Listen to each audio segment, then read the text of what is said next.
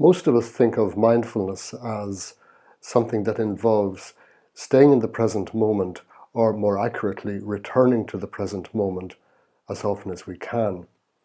But there's another aspect to it as well, and that is acceptance. We try to return to the moment with acceptance, or to cultivate acceptance while we are in the moment. Now, acceptance is a difficult word because while we all know what it means, it's very hard to actually say what it means. Certainly we can say that it doesn't mean necessarily surrendering to what's going on. It doesn't necessarily mean approving of what's going on. In a way, it's about not struggling against realities that we cannot change.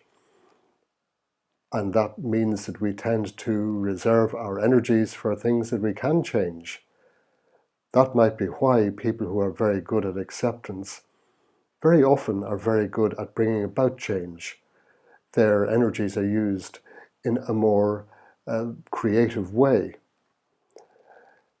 You could say that acceptance involves expanding our experience to include the inevitable dissatisfactions of life. So instead of running away from them or thinking that they are intolerable, we include them in our experience.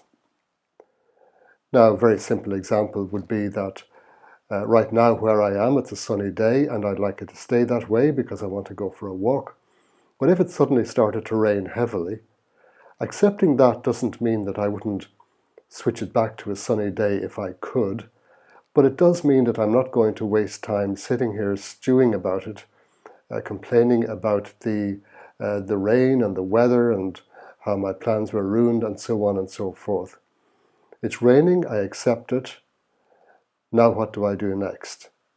So I might find something to do inside the house, or I might just get dressed for a walk in the rain. But either way, I don't have to be stopped in my tracks, if you like, by the fact that it's rained. So in that case, acceptance leads to some kind of action, actually, later on. Sometimes acceptance allows you to see that there's nothing to do, and just accepting that as well.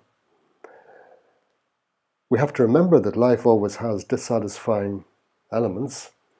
No matter how good something is, perhaps there's something that you'd like to be different, or if things do seem perfect, they're going to change anyway. So acceptance, therefore, is a really, really important life skill and a hugely important part of mindfulness practice.